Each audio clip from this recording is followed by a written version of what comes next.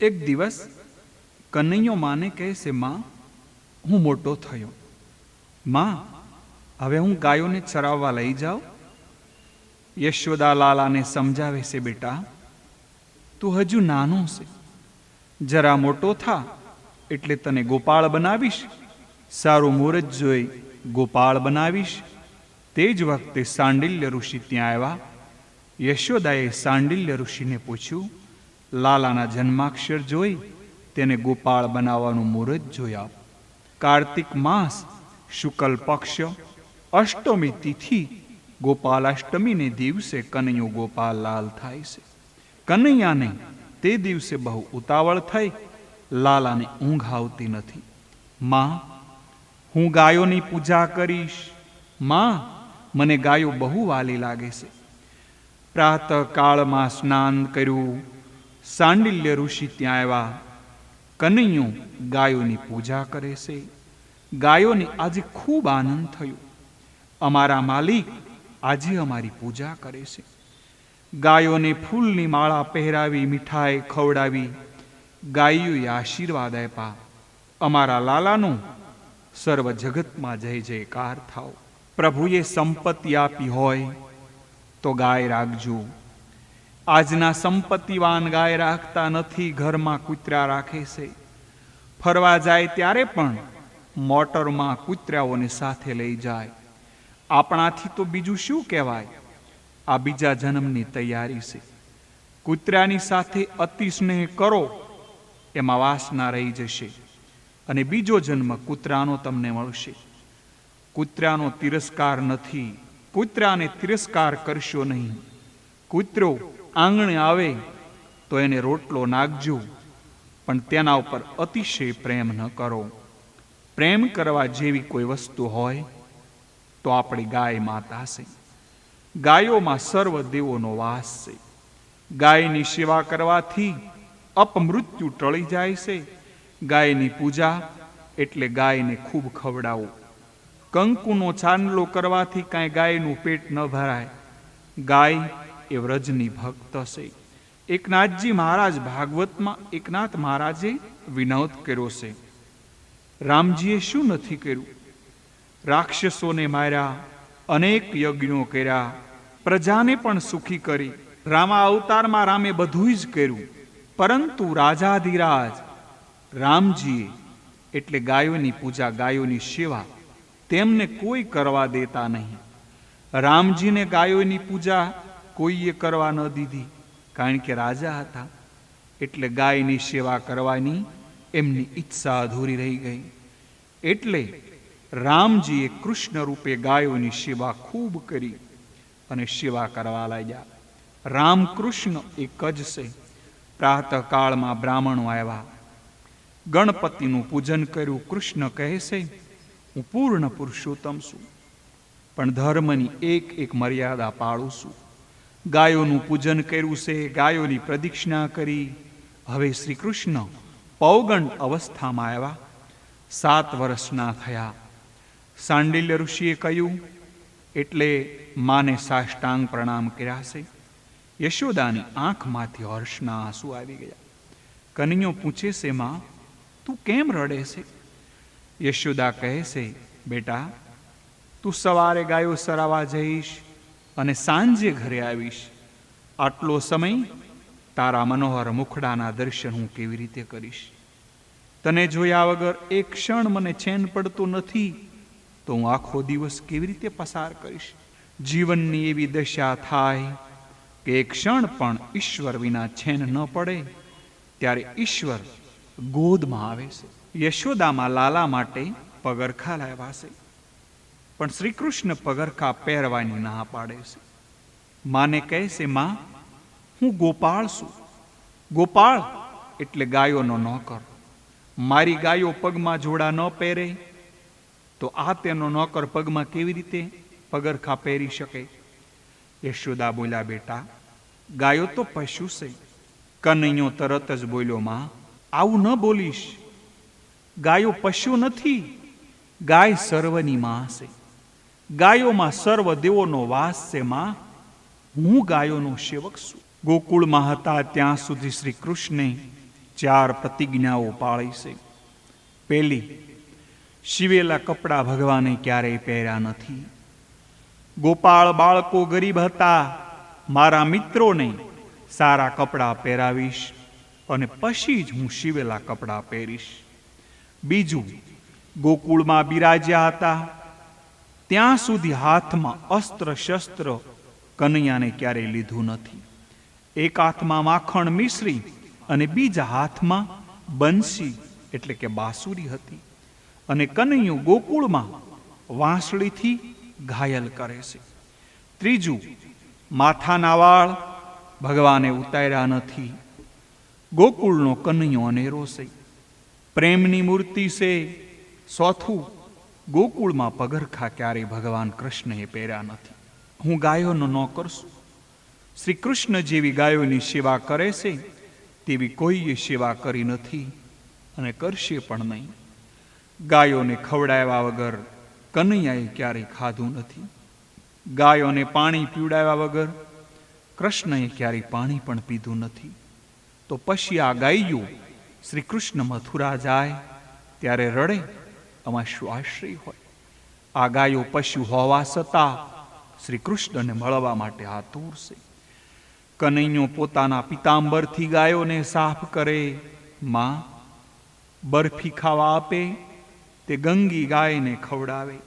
માં પૂછે છે તો માને કહે, માં ગાયો મને ખૂબ વાલી લાગે છે, તે ગાય ખાય એટલે મને આનંદ મળે છે.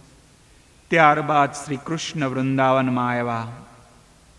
બાળકો સાથે અનેક પ્રકારની રમતો રમી. એક દિવસ શ્રીદામ અને બીજા ગોવાળિયાઓએ ફરિયાદ કરી કે તાલવનમાં પુષ્કળ ફળો છે, પણ ધેનુકાસુર રાક્ષસ તે ફળ કોઈને લેવા દેતો નથી. તાલવનમાં ધેનુકાસુર રહેતો હતો. રાક્ષસ ગધેડાના રૂપે રહેતો હતો. પ્રહલાદને ભગવાને વચન આપેલું કે તારા વંશમાં કોઈને હું પણ નહીં મારું, તેથી શ્રી કૃષ્ણ તેને મારતા નથી. ભગવાનના ભાઈ બલભદ્ર ધેનુકાસુરને મારે છે.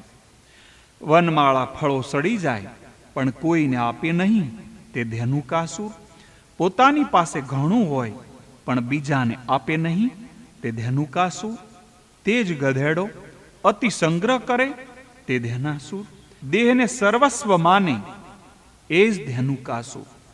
ધેનુકાસુર તાલવનનો માલિક ન હતો, પણ ઘણા વર્ષથી ત્યાં રહેતો હતો અને તેણે જબરજસ્તીથી તાલવનને પચાવી પાડેલું.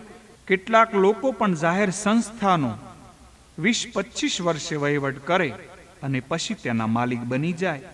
કેટલાક તો એમાંથી ઓહ્યા પણ કરી જાય છે. સંસ્થાનું અગર તો સમાજનું પસાવે તો બીજા જન્મમાં ગધેડો જરૂર થાય છે. ધેનુકાસુર એ દેહધ્યાસ છે. દેહાધ્યાસ અવિદ્યાને લીધે આવે છે.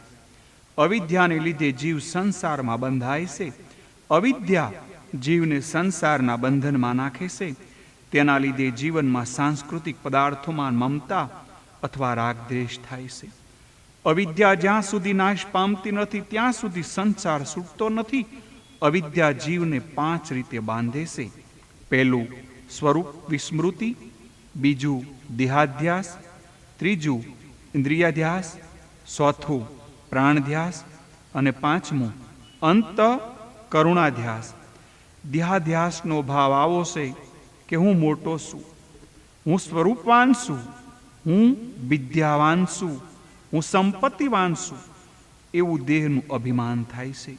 આવા દેહના અભિમાનવાળા બીજા કરતા બળવાન અને બહુ મોટા માને છે. તેવા લોકો અભિમાનમાં બીજાઓનું અપમાન કરે છે, પીડા કરે છે. આવા દેહધ્યાસને બળભદ્રએ માર્યો. ભગવાનની આધિદૈવિક શક્તિથી દેહાધ્યાસનો નાશ થઈ શકે. પ્રભુએ હવે નિર્ણય કર્યો કે હું કાલીનાગનો ઉદ્ધાર કરીશ. બાળકોને લઈને કાલીનાગ જે ધરામાં રહેતો હતો ત્યાં આવીને પ્રભુ રમવા લાગ્યા.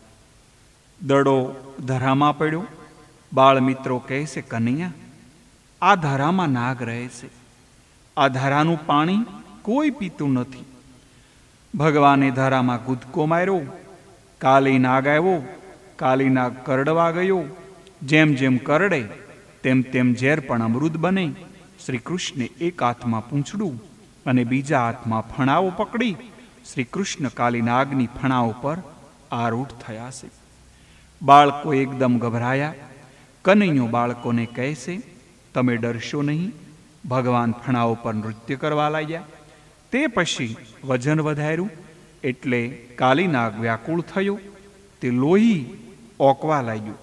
નાગપત્નીઓ ભગવાનને શરણે આવી અને સ્તુતિ કરવા લાગી.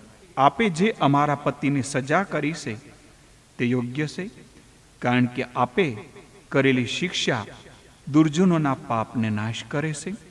આપ તો કર્મ ફળ પ્રમાણે બધાની શિક્ષા કરો છો. રાવણ વધ પછી મંદોદરી પણ આ જ પ્રમાણે ભગવાન રામની સ્તુતિ કરે છે.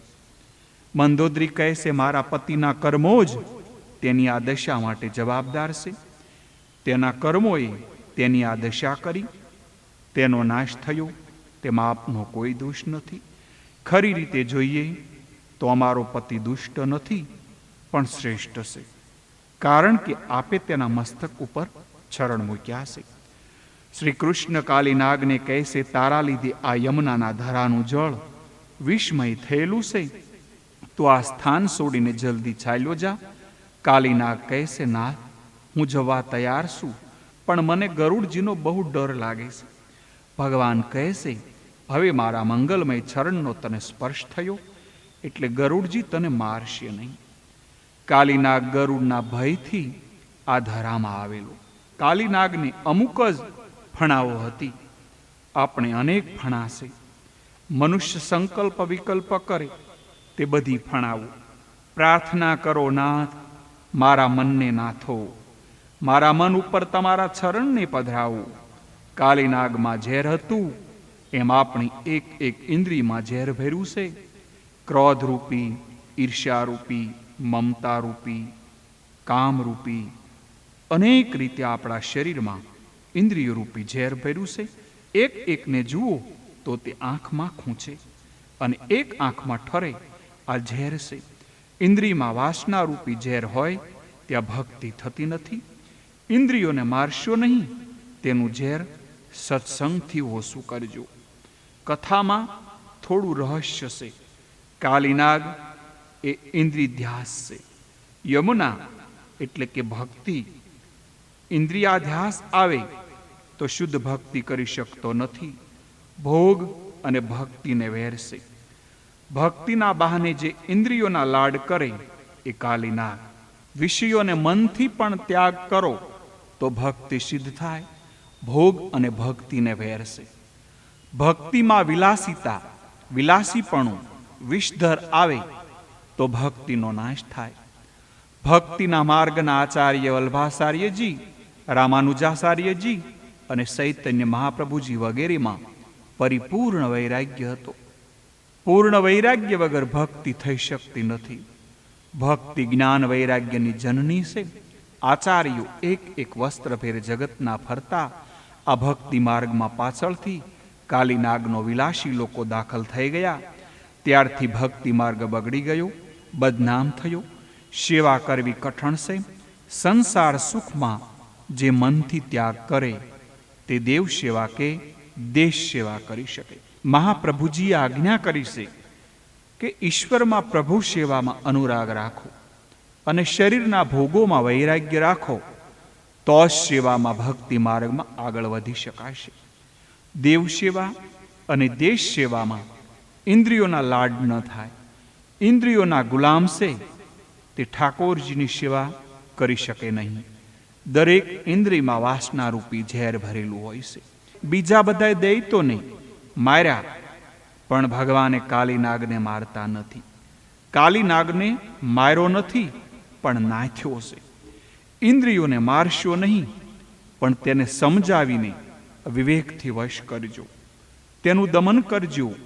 ઇન્દ્રિયોને રમણક દ્વીપમાં મોકલો, એટલે કે સત્સંગમાં, સત્સંગ મંડળમાં મોકલો. એટલે દરેક ઇન્દ્રિયને ભક્તિ રસની પ્રાપ્તિ થશે.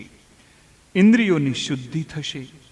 ઇન્દ્રિયોમાંથી ઝેર કાઢીને તેને સત્સંગ મંડળમાં જોડવી અને કાલીનાગમાંથી જેમ ઝેર કાઢીને રમણદ્વીપમાં મોકલ્યો તેમ ઇન્દ્રિયોને શુદ્ધ કર્યા પછી તે ભક્તિ રસનો રસ માણી શકશે. ભોગથી ઇન્દ્રિયોનો ક્ષય થાય છે, ભક્તિથી ઇન્દ્રિયોનું રમણ થાય છે, ઇન્દ્રિયોનું પોષણ થાય છે. યોગીઓને જે આનંદ સમાધિમાં મળે તેવો આનંદ વૈષ્ણવોને કૃષ્ણ કીર્તનમાં મળે છે. કીર્તન કરો ત્યારે કનૈયાની નજર સમક્ષ રાખી તેનું સ્મરણ કરતા કરતા કીર્તન કરજો. વાણી કીર્તન કરે, મન સ્મરણ કરે અને આંખો દર્શન કરે તો જપ સફળ થશે. ઇન્દ્રિયોમાં વાસનારૂપી ઝેર વહેશે ત્યાં સુધી ભક્તિ પ્રાપ્ત થતી નથી. ઇન્દ્રિયધ્યાસ આવે તો ભક્તિ બગડે.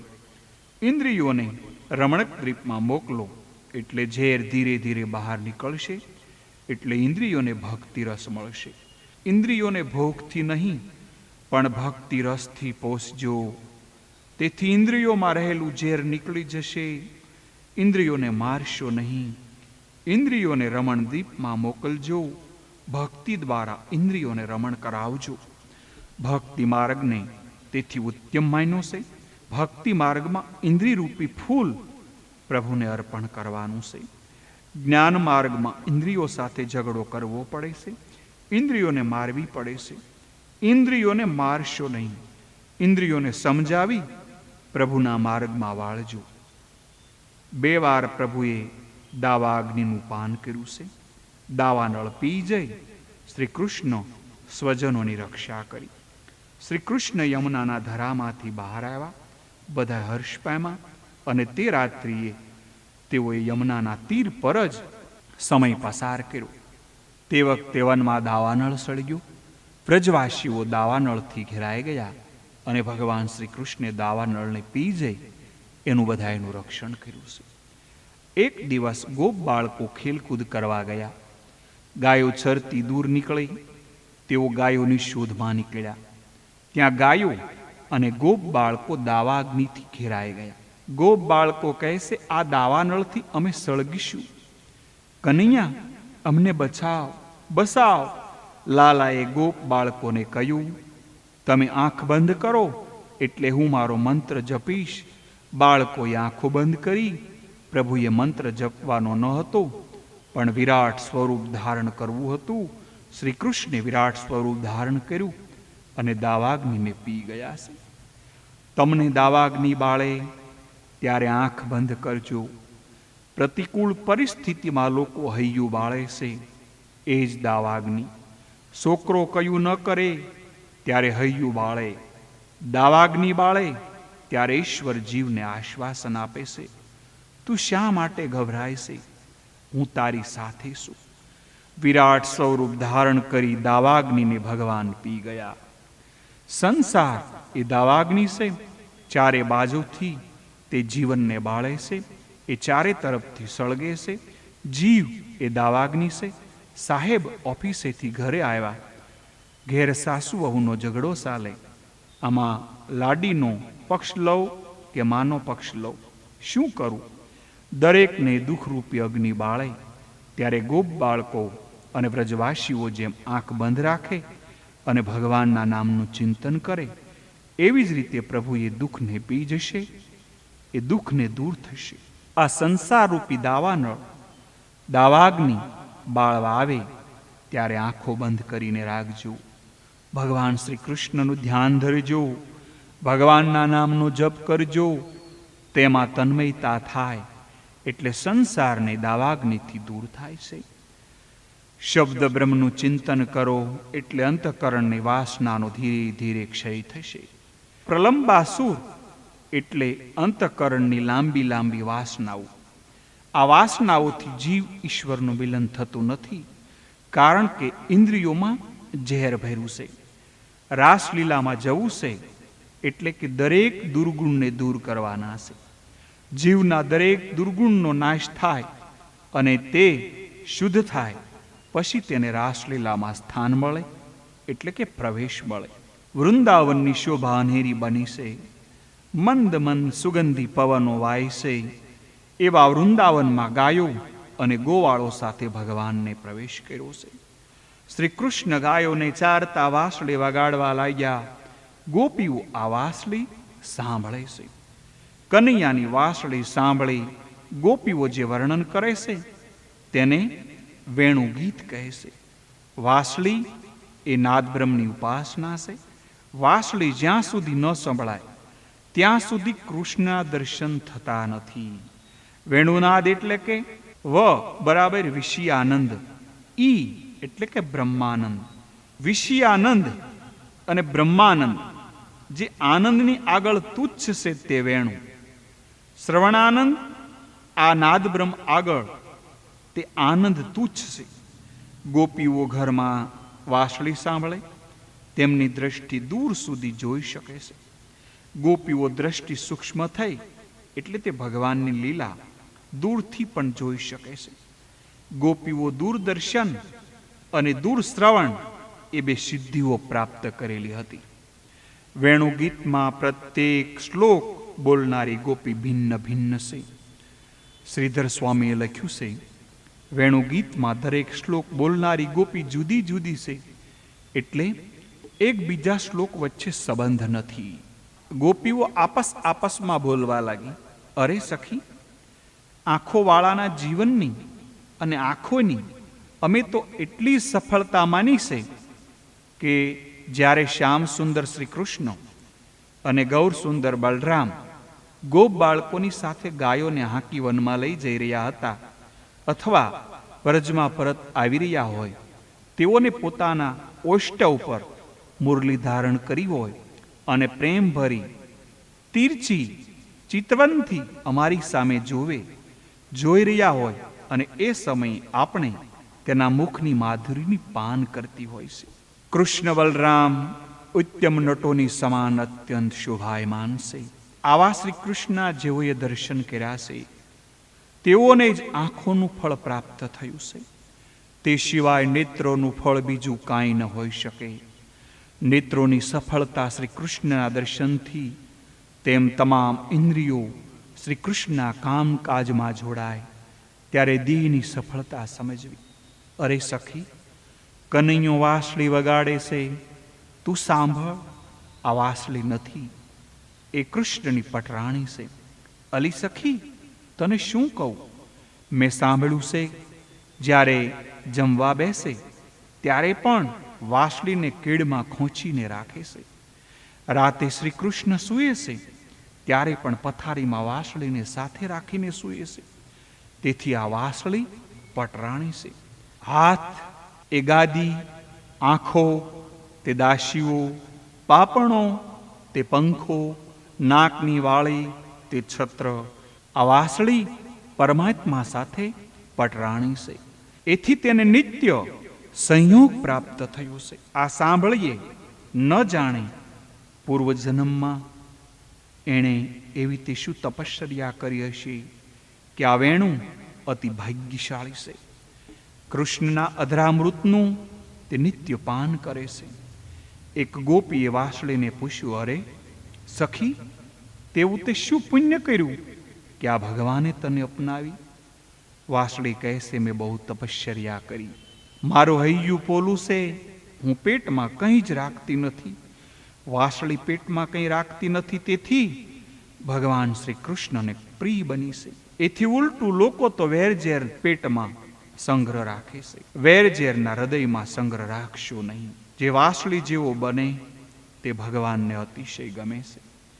મારામાં એક બે નહીં, ઘણાય ગુણો છે. મેં કયું સહન કર્યું છે, મેં ઘણું સહન કર્યું છે. મારા ઉપર 6 ઋતુઓના માર પડ્યા છે. લોકોએ મને કોતરી પણ હું ભૂલી નહીં. વાંસળી બહુ ગમ ખાય છે, તેથી તે ભગવાનને બહુ ગમે છે. જે બહુ ગમ ખાય તે ભગવાનને બહુ ગમે. ગમે તેટલા દુઃખના પ્રસંગો આવે તો પણ ધીરજ ગુમાવશો નહીં. કમ ખાય એનું શરીર નિરોગી, ગમ ખાય એનું મન નિરોગી જ રહે છે. વાંસળી કહે છે, મારા ધણીને જે બોલવાનું હોય તે જ હું બોલું છું. વાંસળીની માફક ભગવાનની ઈચ્છા અનુસાર બોલવું. ગપ્પા મારનારને વિવેક રહેતો નથી. તે પોતાના સત્યાનાશ વાળે છે, તેમ સામાનું પણ સત્યાનાશ વાળે છે. મારા ધણીને જે સૂર કાઢવા હોય તે કાઢે. આપણા સર્વના ધણી મારા શ્રી કૃષ્ણ છે. મારા ધણીની આજ્ઞા કે ઈચ્છા વિના હું બોલતી નથી. તેથી હું બોલું ત્યારે સાંભળનારો ડોલે છે, નાગ ડોલે છે અને કસ્તુરી મૃગ પણ ડોલે. નાગ દુર્જન, કસ્તુરી મૃગ સજ્જન, સજ્જન દુર્જનને આનંદ થાય એવું મધુર હું બોલું છું. વાસળીએ ખૂબ સહન કર્યું છે એટલે ભગવાનની સન્મુખ થઈ છે. સમજીને દુઃખ સહન કરે એનું પાપ બળે છે. નિશ્ચય કરો મારે મધુર બનવું છે. કોઈનું દિલ દુભાય એવું ક્યારેય બોલવું નથી. લાકડીનો માર્ગ ભૂલાય પણ શબ્દોનો માર્ગ ક્યારેય ભૂલાતો નથી. ટકોર કરવી પડે તો પ્રેમથી કરજો, ક્યારેય કોઈને કટુવસન કહેશો નહીં. વાસળીમાં એક ગુણ એવો છે કે તે જ્યારે એકલી હોય ત્યારે બોલતી નથી. શરીરથી ઘણાય સાવધાન થાય છે, મુખથી બોલતા નથી, પણ મનથી ઘણાય બોલે છે. મૌનનો અર્થ છે મનથી પણ ન બોલવું. મનથી ન બોલે તે ઉત્તમ મૌન. વાંસળી મહારાણી બોલ્યા પછી કંઈ રાખતી નથી. એક સખી બોલી, અરે સખી, તું જોતો ખરી આ વાંસળીનો અવાજ સાંભળી આ વૃક્ષોમાંથી મધની ધારાઓ વહે છે. કનૈયો વાંસળી વગાડે તેથી વૃક્ષોને આનંદ થાય. અમારી નાતની દીકરી પરમાત્માની સાથે પરણે તેથી અમને બહુ આનંદ થાય છે. કોઈ મહાત્મા કહેશે તરુઓના આંસુ એ હર્ષના આંસુ છે. વૃક્ષોને લાગ્યું કે અમારી નાતની કન્યા કૃષ્ણ પટરાણી બની તેથી આજે ખુશ થવા જેવું છે. એમ માની વૃક્ષો હર્ષના આંસુ બહાવા લાગ્યા. કોઈ સંત પુરુષ કહે છે મને લાગે છે આ વૃક્ષ દુઃખથી રડે છે. એ દુઃખના આંસુ છે. દુઃખ શાથી? વૃક્ષોએ વિચાર્યું કે વાસનું મુખ્ય કામ ઘરને સજાવવાનું છે. ઘરને સાજવાનું પરોપકારનું કામ મૂકીને તેણે એટલે કે વાસળીએ તો ઘણાય લોકોના ઘરને ઉજ્જડ કરવાનું શરૂ કર્યું છે. લાલાની વાસળી જેના કાન ઉપર પડી એને પછી ઘર ગમતો નથી. રાધે કૃષ્ણ કરતો કૃષ્ણ મિલન માટે તે તરફડે છે અને ઘર છોડે છે. આ મારી નાત કન્યાએ બીજાના ઘરોને ઉજ્જડ કરવાનું શરૂ કરી દીધું છે. એમ વિચારીને વૃક્ષો શોકમાં આંસુ વહાવા લાગ્યા. શોકાતુર બની વૃક્ષો રડવા લાગ્યા છે. બીજા એક મહાત્મા હતા.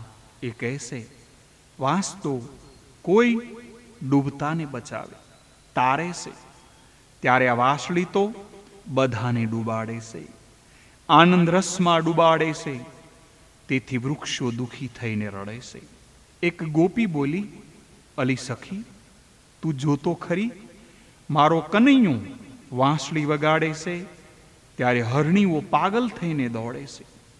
એવી રીતે તેઓ કનૈયાને ઝાંખી કરે છે કે આંખની પાપણો હાલતી નથી. ગોપીઓની દ્રષ્ટિ કેટલી સૂક્ષ્મ છે. પાપણો હાલતી નથી તે ઘરમાંથી જુએ છે. હરણીઓ એકલી જતી નથી પણ પોતાના પતિઓને પણ પરમાત્માના સન્મુખ લઈ જાય છે. હરણીઓ ચતુર છે, તેમના પતિઓ તેને સાથ આપે છે. અરે સખી, મારા મનની એક ખાસ વાત તને કહું છું. આ હરણીઓ તેમના પતિ અનુકૂળ ત્યારે મારો પતિ મને પ્રભુ સેવામાં પ્રતિકૂળ. અરે સખી, તને શું કહું, મારા કરતા વૃંદાવનની આ હરણીઓ ધન્ય છે. જેઓ ભાગ્યશાળી છે.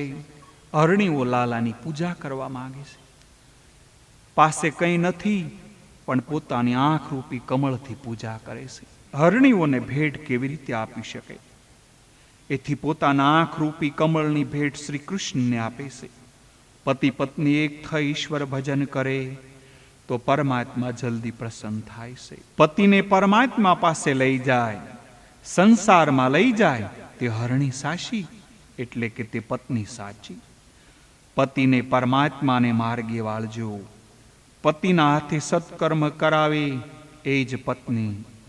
પતિને કેવળ ભોગ વિલાસમાં ફસાવે તે પત્ની પતિની શત્રુ છે.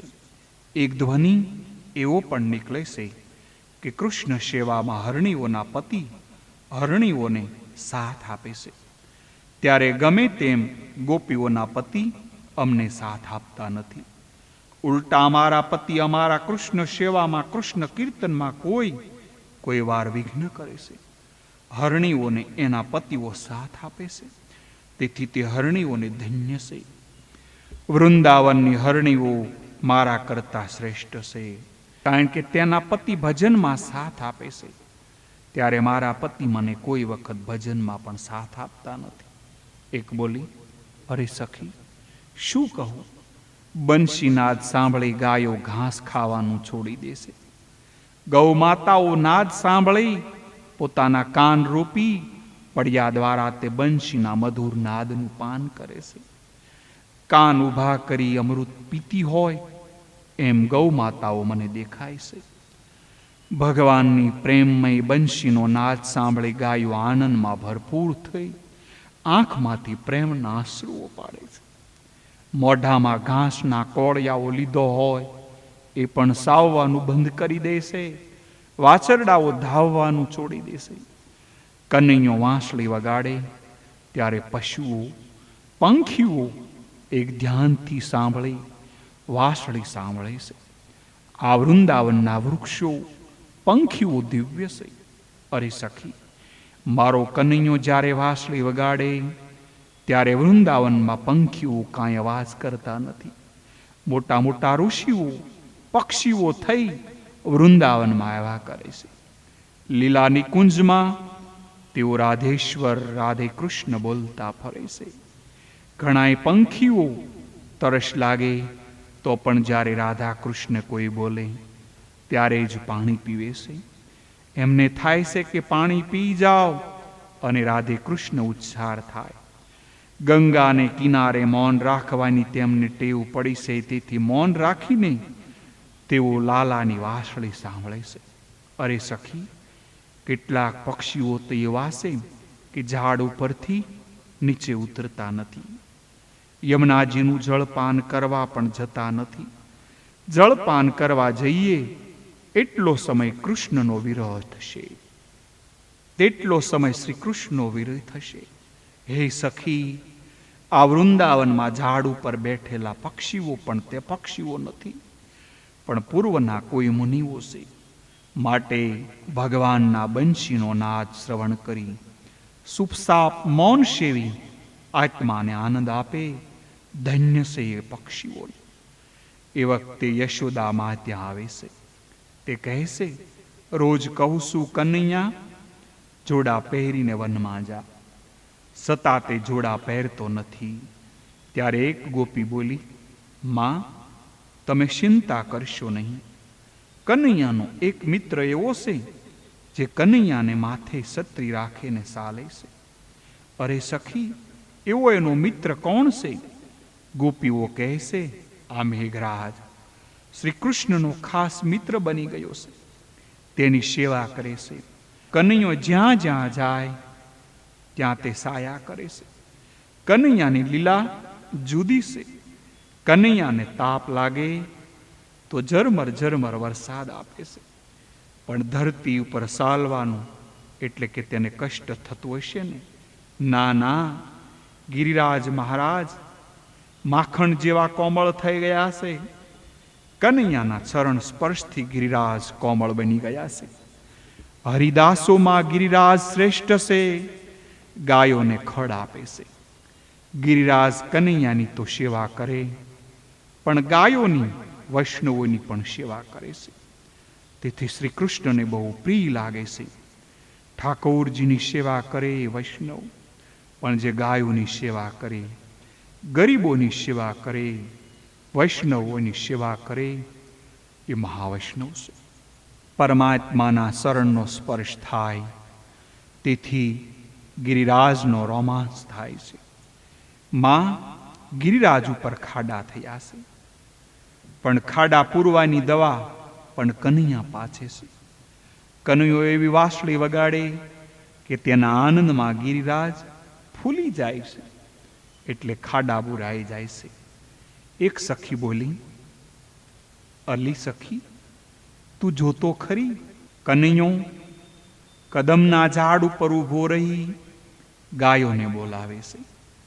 વાસળીમાંથી એક એક ગાયનું નામ લેશે. હે ગંગે, હે ગોદાવરી, હે યમુને, માં. શું કહીએ? ગાયોને આનંદ થાય છે. જે ગાયનું નામ લે તે ગાય દોડે છે. અરે સખી, તું જોતો ખરી, ગાયો લાલાને મળવા હૂંફ હૂંફ કરતી દોડી જાય છે. ગાયો કદમના ઝાડને ઘેરીને ઊભી હોય છે અને મારા લાલાની સુંદર ઝાંખી કરે છે. કેવું મનોહર દ્રશ્ય છે! અરે સખી, મારી એક એક ખાનગી વાત તને કહું તે તું સાંભળ. લાલાને આ પ્રમાણે હું ઝાંખી કરું છું ત્યારે હું પણ બાવરી બની લાલાને મળવા દોડતી જાઉં છું. જ્યારે લોક લજ્જાનું મને ભાન ન થાય, હું સ્ત્રી છું તેનું પણ મને ભાન રહેતું નથી, ત્યારે હું રસ્તામાં બેસી જાઉં છું. હાય હાય, હું ક્યાં દોડી આવી? આજ ગોપી રાસલીલામાં સ્ત્રી તત્વ અને પુરુષ તત્વનું ભાન ભૂલી જશે. ત્યારે તેને રાસલીલામાં પ્રવેશ મળે. હજુ લોક લજ્જાનું દેહાધ્યાસનું તેને સૂક્ષ્મ ભાન છે. દેહાધ્યાસ જશે ત્યારે રાસલીલામાં પ્રવેશ મળશે. દેહાધ્યાસ જાય ત્યારે ગોપી ભાવ પ્રાપ્ત થાય. શ્રી કૃષ્ણ ગાયોને બોલાવે ત્યારે નદીઓને ભ્રાંતિ થાય છે કે કનૈયો અમને બોલાવશે. તે નદીઓને પણ થાય છે મારા કૃષ્ણ મને બોલાવે, પણ બિચારી જઈ શકતી નથી. તેથી પોતાના તરંગરૂપી હાથમાં કમળ પુષ્પો લઈ જે દિશામાંથી વેણુનાદ આવે તે દિશામાં કમળ ફેંકે અને ભગવાનનું સ્વાગત કરે છે. જળ અને ચેતન સર્વ બંશી નાદથી મોહિત થાય છે. મુરલીના મધુર ધ્વનિ સમસ્ત સૃષ્ટિ આજે આનંદમાં મગ્ન બની. શ્યામની એ માધુરી બંશીના શીતમની શું વાત કેવી! બ્રહ્માનંદ કહેશે, અય શ્યામ તેરી બંસરીએ ક્યાં શીતમ કિયા, તન કી રહી ન હોશ મેરે મન કો હર लिया, अय श्याम तेरी बंसरी ने क्या शितम किया. बंसी की मधुर टेर सुनी प्रेम रस भरी, प्रजनार लोक लाज काम काज तज दिया. अय श्याम नभ में छड़े विमान, खड़े देवगण सुने, मुनि मुनियों का सुट्या ध्यान, प्रेम भक्ति रस पिया. अय श्याम तेरी बंसरी क्या शीतम किया. ऐसी बजाए बंसरी सब लोक वश किया, ब्रह्मानंद दर्श दीजिए अभी देर कियो किए श्याम. ए श्याम तेरी બંસરી ને ક્યાં શીતમ કી. નાદ બ્રહ્મની અને નામ બ્રહ્મની એકતા થાય, તેઓ એકત્ર થાય ત્યારે રાસલીલા થાય. વેણુ ગીત એ નાદ બ્રહ્મની ઉપાસના છે. નામમાં મનનો લય ન થાય ત્યાં સુધી નાદ બ્રહ્મ થતો નથી. ગોપીઓમાં કેટલી તન્મયતા થઈ હશે. વનમાંનો વેણુનાદ તેઓ પોતાના ઘરમાં પણ સાંભળે છે. દ્રષ્ટા દર્શન અને દ્રશ્ય એક થાય ત્યારે દર્શનમાં એકાગ્રતા થાય છે, તન્મયતા આવે છે. ઈશ્વર તો રોજ વાંસળી વગાડે, જીવને પોતાના તરફ બોલાવે, પણ આ જીવ તે વાંસળીનો નાદ સાંભળતો નથી. વૃંદાવનની વાતો કરતા કરતા ભગવાન શ્રી કૃષ્ણની કથા કરતા ગોપીઓને અનાયાસે સમાધિ લાગી જાય છે. કૃષ્ણની આ ક્રિયાઓનું વર્ણન કરતા ગોપીઓને કૃષ્ણમય થતી હતી. ગોપીઓ પ્રતિદિન આપસમાં ભગવાનની લીલાઓનું વર્ણન કરે અને તેમાં તન્મય થાય. ભગવાનની લીલા ગોપીઓના હૃદયમાં સ્ફુરવા લાગી. ધ્યાન ધારણા વગેરેની કંઈ જરૂર પડતી નથી. યોગીઓ નાક પકડીને પ્રાણાયામ કરી બ્રહ્મદર્શન કરવા મથે, તેમ છતાં તેઓને બ્રહ્મના દર્શન થતા નથી. તે બ્રહ્મના દર્શન ગોપીઓ વિના પ્રયાસે કરે છે. ગોપીઓને પ્રાણાયામ પ્રત્યાહાર કરતા જે આનંદ મળે તે ગોપીઓને વિના પ્રયાસે મળે છે. પ્રાણાયામ પ્રત્યાહાર ધ્યાન ધારણામાં યોગીઓને ઘણું બધું કષ્ટ પડે છે, પરંતુ ગોપીઓને તેવું કષ્ટ પડતું નથી. એક એક ઇન્દ્રિયને ભક્તિ રસનું દાન કરતી ગોપીઓ શ્રી કૃષ્ણમાં તન્મય બની છે. અનાયાસે આ લીલામાં ગોપીઓને નિરોધ થાય છે. જે આનંદ ગોપીઓને બ્રહ્માનંદમાં મળે તે આનંદ ગોપીઓને અનાયાસે મળે છે. ગોપીઓને સમાધિ દિવ્ય છે. ગોપીઓ પ્રેમ સંન્યાસીઓ છે. ગોપીઓ શ્રી કૃષ્ણ માટે સંસારના સુખોનો ત્યાગ કરે છે. સુખદેવજી જેવા પણ આ ગોપીઓની કથા કરે છે. સુખદેવજીને લાગે છે હું વસ્ત્ર ત્યાગીને છોડીને સંન્યાસી બન્યો, અને આ ગોપીઓ સાડી પહેરીને સંન્યાસીની બની ગઈ છે. સુખદેવજી આ ગોપીઓ અને લાલાનું વર્ણન કરતા કરતા પાગલ બન્યા છે. આ ગોપીઓની કથા નથી, જ્ઞાનીઓની કથા છે, યોગીઓની કથા છે. જ્ઞાન અને ભક્તિને વધારવા શું કરવાનું? આ વ્રજવાસીઓ ગોવર્ધનનાથ ઉપર ગયા. તમે પણ વર્ષમાં એકાદ મહિને પવિત્ર તીર્થમાં જાઓ. પ્રવૃત્તિ છોડી અને પ્રવૃત્તિ ભગવાનમાં જોડો. પ્રવૃત્તિ થોડી ઓછી કરો અને થોડી નિવૃત્તિ લો. વર્ષમાં 11 મહિના તમારો ધંધો કરો અને 1 માસ નર્મદાના કિનારે રહી ધ્યાન કીર્તન કરો. મંદિરોમાં જઈ કથા કીર્તન વાર્તા સાંભળો. ગરીબો સાથે યાત્રા પ્રવાસ કરો. દર વર્ષે 1 મહિનો ઠાકોરજીની માટે નિવૃત્તિ લઈ તીર્થમાં નિવાસ કરાવો. આખું વર્ષ ઘરમાં રહેશો નહીં. ગ્રહસ્થના ઘરમાં પાપ થાય છે. ગ્રહસ્થનું ઘર ભોગભૂમિ છે. ત્યાં મમતા હોય ત્યાં વિષમતા આવે. જ્યાં વિષમતા હોય ત્યાં પાપ આવે. 1500 વિષ્ણુ સહસ્ત્ર નામના પાઠ કરવાથી 1 વિષ્ણુ યાગ કર્યાનું પુણ્ય મળે છે. પવિત્ર તીર્થમાં વિષ્ણુ યાગ નામનો પાઠ કરો. સંસારની પ્રવૃત્તિમાં રહીને ભક્તિ થઈ શકતી નથી. ઘરમાં રહીને સતત પ્રવૃત્તિમાં રહીને સતત ભક્તિ કરવી કઠણ છે. આ તો કોઈ ગંગા કિનારે જવાના નથી, એટલે કહીએ છીએ કે ઘરમાં રહીને ભક્તિ કરજો. બાકી ઘરમાં ભગવાનની ભક્તિ થાય છે, અને સાથોસાથ બાબા બેબીની પણ ભક્તિ થાય છે, એમની મમ્મીની પણ ભક્તિ થાય છે, એટલે ભક્તિ ફળતી નથી. રાસલીલા એ ભાગવતનું ફળ છે. રાસલીલામાં સ્ત્રી અને પુરુષનું મિલન નથી, પણ પૂર્ણ પુરુષોત્તમ સાથે શુદ્ધ જીવનનું આ મિલન છે. એક એક ઇન્દ્રિયથી ભક્તિ રસનું પાન કરતા સ્ત્રી તત્વ અને પુરુષ તત્વ ભૂલે તે ગોપી. હું પુરુષ છું, હું સ્ત્રી છું તે યાદ આવે ત્યાં સુધી ગોપી ભાવ જાગતો નથી. ગોપી ભાવ એ સર્વોચ્ચ ભાવ છે. તે ભાવમાં સ્ત્રી તત્વ અને પુરુષ તત્વનું વિસ્મરણ છે. તન્મય એવા બનો કે દેહ ભાન રહે નહીં. સ્ત્રી અને પુરુષ તત્વનું સ્મરણ બુદ્ધિમાં હશે ત્યાં સુધી કામદેહમાં રહેશે. જ્યારે તે ભૂલાય ત્યારે ગોપી ભાવ થાય, ત્યારે પરમાત્માનું સ્મરણ આપોઆપ થશે. પરમાત્માનું સ્મરણ કરતા એવું ભાન ભૂલો કે સ્ત્રી તત્વ અને પુરુષ તત્વનું સ્મરણ રહે નહીં. સ્ત્રી તત્વ અને પુરુષ તત્વનું ભાન ભૂલાય એટલે આપોઆપ ગોપી ભાવ પ્રાપ્ત થઈ જાય. જ્ઞાન માર્ગમાં ભેદનો નિષેધ કરવાનો છે. ભક્તિ માર્ગમાં ભેદનો નાશ કરી અભેદ સિદ્ધ કરવામાં આવે છે. ભક્ત ભક્તિથી ભેદનો નાશ કરી શ્રી કૃષ્ણ સાથે એક બને છે. જ્ઞાનીઓ કહે છે જે ભેદ ભાસે તે અજ્ઞાનથી ભાસે છે. રાસલીલા ભાગવતનું મુખ્ય ફળ છે. પ્રથમ પૂતના એટલે વાસનાનો ક્ષય થાય, નાશ થાય તો જીવન સુધરે. તૃણાવ્રતનો નાશ થાય એટલે રજોગુણ નાશ થાય, એટલે જીવનમાં સુખ સાત્વિકતા આવે, એટલે વાસના મરે. એક એક ઇન્દ્રિયની ભક્તિ રસની પુષ્ટિ મળે.